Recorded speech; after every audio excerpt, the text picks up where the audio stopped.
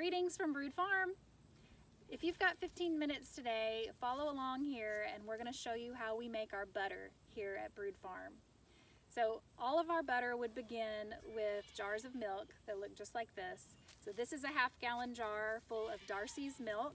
Darcy can be seen out here kind of between those trees. She's our Jersey cow, and she is fed a non-GMO diet. She is raised out here on this pasture. We use grade A milking equipment to make sure that our milk is clean and sanitary. And we do sell this milk to the public. In accordance with the Arkansas milk law, all milk is sold here from the farm. So folks can go online to our website, www.broodfarm.com, and place their milk orders, and it'll ask you what day and time you'd like to pick up, and you just come and pick it up at that time and I have it ready for you. So it is $10 a gallon, which will be 2 of these jars that you would get to take home with you.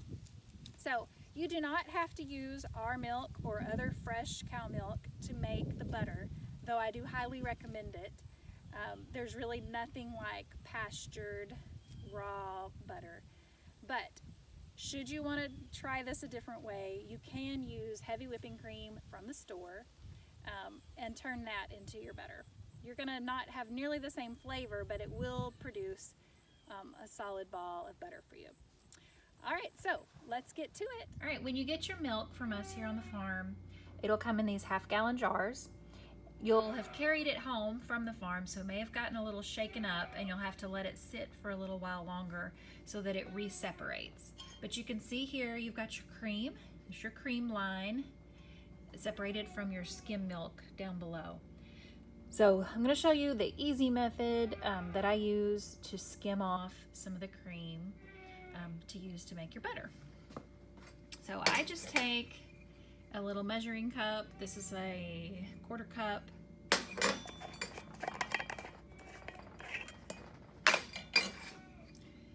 All right, and then I have a separate jar to put my cream in.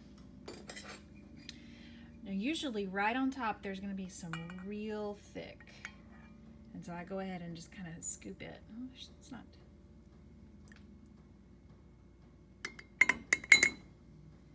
All right, and then I just start to let it kind of fill. And I feel like slow is helpful here.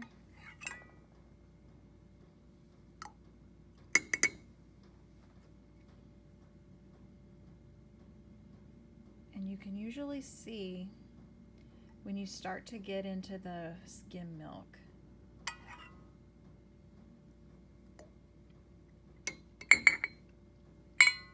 And notice how I kind of keep turning around the side of the jar.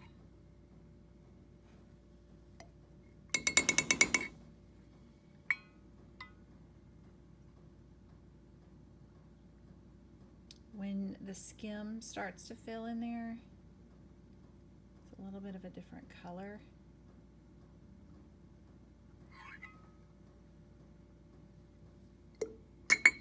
I'm going to intentionally get some skim so you can see the difference. All right, so there's my cream. Well,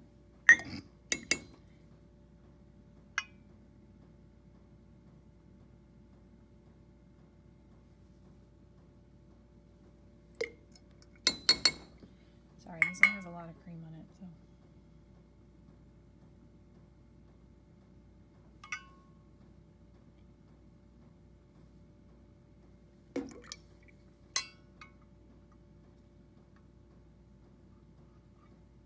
There, see?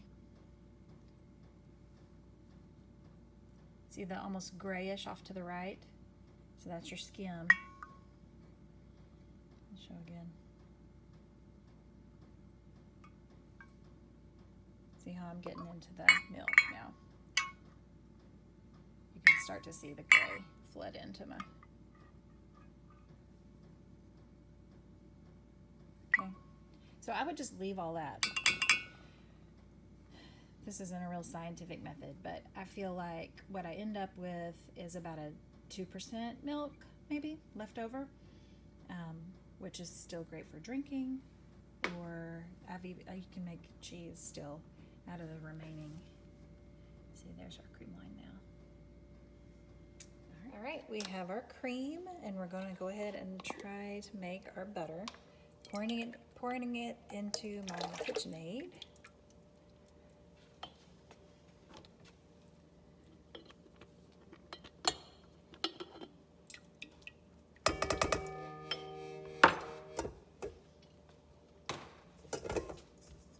And you want to use your whisk attachment.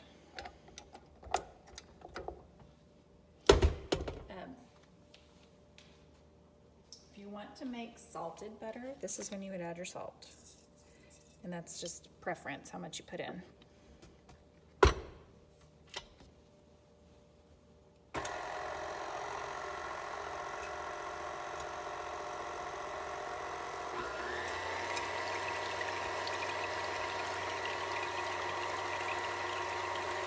Alright, and I cover mine with a kitchen towel while it's going, because when it gets to the end, it's going to really slosh if I don't do that. So we're going to cover it up, and I've got a timer set so we can check back in on how long this process is taking. And we'll periodically pause to check in on our progress and scrape down the sides. But otherwise, the mixer just does the work for you. So I have this set on setting 4 for right now. But you can see it's working the air bubbles into the cream, and so it's a good speed. All right, we've let it run for 15 minutes, and you can see it's starting to thicken up. But at this point, you want to start being sure that you don't get too much just built up on the sides. So periodically stopping to check in on our progress and be sure that our sides are scraped down, and then we just keep rolling. This is at the 20-minute mark. I'm just going to scrape it down again. As you can see, it's pretty thick at this point. It's also starting to get it more of a yellow color.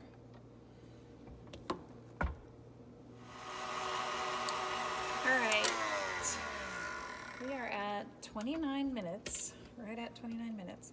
You can see the curd is of the, like, individual curds of the butter coming together. It's more and more yellow all the time. So this is the point at which, if you haven't had it covered, you're going to want to be sure to get this good and covered and kind of tucked in. Just be sure it doesn't get hung up in your motor, in your paddle. All right, and then we're very, very close. I'm going to keep a really close ear to it at this point, because you'll start to hear when the butter has come together and your liquid is sloshing around in there. All right, now you can hear your butter sloshing, and this is why you have your cloth over the edge. You can start seeing my cloth getting wet.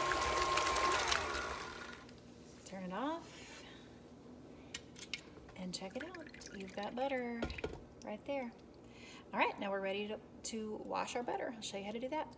All right, so our butter came together pretty much right at 33 minutes, but it'll vary. It just depends on temperatures and your cream and all that kind of stuff. So all my butter is kind of compressed here into my whisk.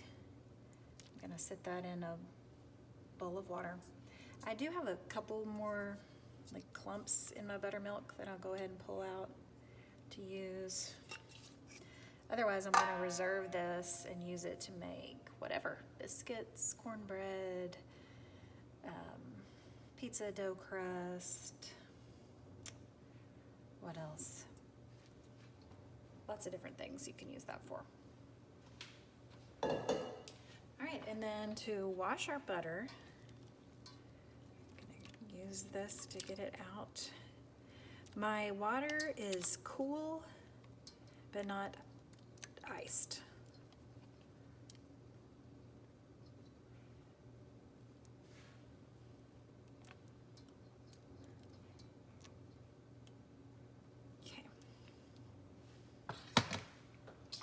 And you can use your hands, or you can use the whisk if you would rather use the little spatula if you'd rather do that. You're gonna kind of bring it together and kind of knead it like you would a bread dough in the water, in the cold water. And when you do that, it releases a little bit more of that buttermilk. You can see our water is getting cloudier. That's from the released buttermilk. But this is just called washing your butter. And it's just, you're just kind of kneading. I really almost always would rather use my fingers for stuff like this.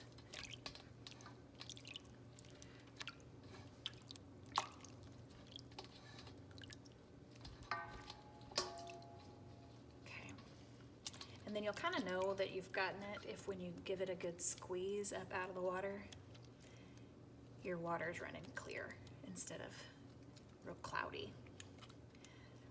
Okay, so at this point, you've got a nice little ball of butter. We are going to add it to my collection in the freezer. Now that we have had